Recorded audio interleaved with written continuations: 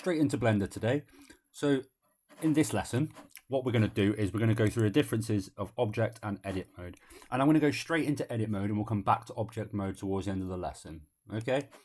I'm just going to hide this menu and hide this menu. And what I'm going to do is zoom into our main scene, our 3D viewport, by holding with my mouse here, control and spacebar, and that just brings this scene into focus. Easier for you guys to see. I'm going to hit N, I'm going to hit T to hide those menus. You'll notice as I go along with these shortcuts, I'll get a bit faster just so we can move with the process of the lesson. And if I want to come up to object mode and down to edit mode, I can then click and that will take me into edit mode. There is a shortcut as always, and that is tab on your keypad. So tab will go between normally what mode you're in and edit mode. It used to be, if I say come to texture and then weight paint, tab would take me between those two modes, the one I'm in now and the last one. But now it just takes you back to edit mode.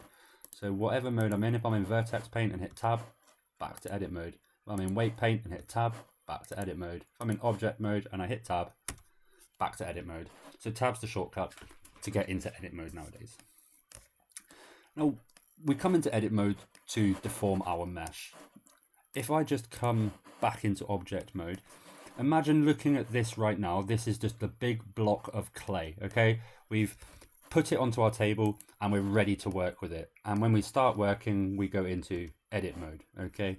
And then here we can manipulate the shape, and you can see we've got lots of different things going on with this mesh now that we can click on.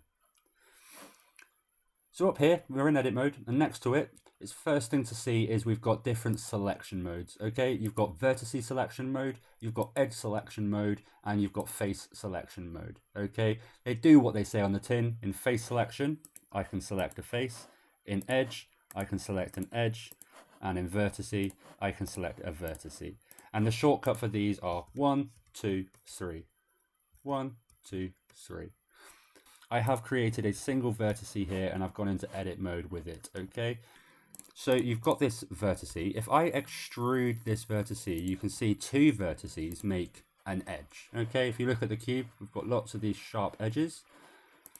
This is still not any topology. This is not visual. You won't be able to see this in Blender when you render it out. There are exceptions to curves and hair, but when it comes to just a bog standard mesh, you will not be able to see this when you render it out. To be able to see any form of your object, it needs to be a minimum of 3 edges. I'll go over the extruding and the joining of mesh later on, but when you have 3 edges, 3 vertices, they've then become a triangle, okay? And this is the first and smallest mesh that you can have inside Blender. Now I'm just going to turn on some little aids that I've created, and you can see I'm just hitting that eyeball to re-visualize the items that I hid. I can hide them at any point. I can do individual, and I'm just holding and swiping down with my mouse over the eye to do it as a group. Okay, now if I just come over here, let's get some color on this. I just mentioned that a single vert, 2 vert, and not a mesh. There's no visual data for you to see. 3 points in space joined together correctly create a triangle, okay? Now when it comes to game development, if this is something you're interested, these 3 shapes are very important. Triangles are okay. A lot of softwares do convert our squares, or our quads as they're called, to tris once we export them. Triangles are okay, but they can be difficult to work with within the viewport. So what we want to do, especially if we're getting into animation, is always make sure we're building our mesh made up of quads. This will become obvious what I'm talking about when we get into the character part. We want as many quads as possible. Triangles can limit the way that our mesh can bend and deform. A quad doesn't have to be a perfect square, although it's best if it is. You can have something as close to, like this one just here. And then you've got this shape just here. If I go into edit mode with this and select vertice select with 1, and then press A to select everything in this object, you can see this is made up of 1, 2, 3, 4, 5 verts. And if I go to edge select mode, or number 2, 1, 2, 3, 4, 5 edges. This is not ideal. You do not want this. This is going to hurt your textures. It's going to ruin the way your mesh deforms. It will throw lots of errors. So you want to avoid what are called n-gons, okay? These are horrible shapes. They do not work. And the way to get around it would be to join it with a loop cut or a line in the middle, creating 2 individual faces. So that's the basics of what make up a mesh. So you want these two. Let's delete that because from our mind we don't ever want n-gons. So let's just get rid of that. Okay, these are the things you want. You want a mesh and you want it to be made up of either triangles or quads.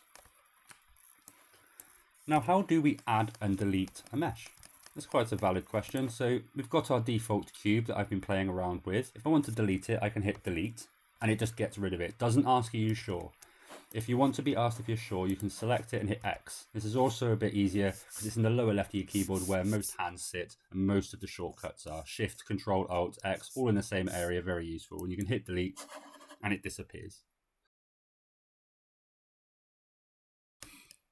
So as you saw, when we came to add, we've got mesh and we've got a series of different mesh here that we can play with. You don't have to come up to add every time. Once again, there's a shortcut, Shift A. And that makes the add menu. This is different to the Control and A, apply. We want Shift and A and then mesh, and we can play around with all of our different primitive basic mesh types. So let's have a look at the differences of them and what they mean. So the next one we've got is a UV sphere. Let's turn that one on. I'm just going to move the cube up one to bring it in line with everything else. I like uniformity. So this UV sphere, you can see it is made up of quads.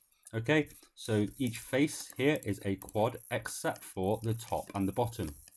Top and the bottom are made up of tris. Okay, that's okay, it's not too bad, but you will notice that you get a bit of crumpling on your textures with them all being stretched to a point here, and it can cause some issues. But this is the go-to for eyeballs, for balls, for spheres, for footballs, anything like that. This is a very useful mesh to start with. And remember, these are our primitive shapes, so this is where we start from. Then we've got the icosphere. The icosphere is made up of purely just triangles. So it's not the best for modeling with, because if you want to add in more detail, it's hard to put a loop cut round, and I'll go into what that means in a bit. They're difficult to work with, but they do have their own uses. If you're making a lot of geometric shapes, you might want to involve a few of these. The cylinder, this is a great mesh. We use this for arms, for fingers. It's the basics for a lot. Bottles and all sorts. And that's what you need to start doing with these basic shapes. If I just bring them all in now, I'll even bring in Suzanne, Blender's monkey. So we've got the cone, that's very useful for hats and sort of points and pyramids. The torus, very good for sort of rings and buckles.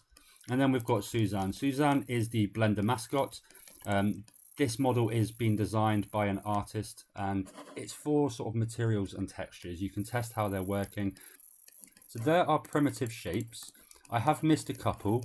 We've got a plane, okay, which is just a 2D shape. So if I was to come into front view,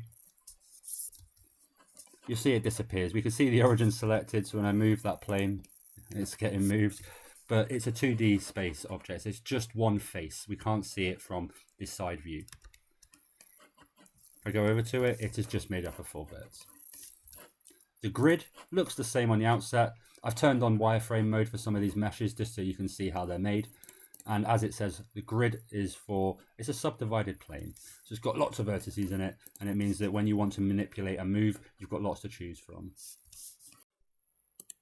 So that's it for the primitive shapes in Blender. In the next lesson, we are going to start building our first model together using these primitive shapes. I need you to start thinking about these primitives and think about how they can help you build. Like this cube might be perfect for a brick, but I wouldn't use something like the UV sphere. That wouldn't be ideal for me making a brick. I would always ensure that I use the correct primitive mesh to try and help me moving forward. Thank you for coming today, and I'll see you in the next lesson.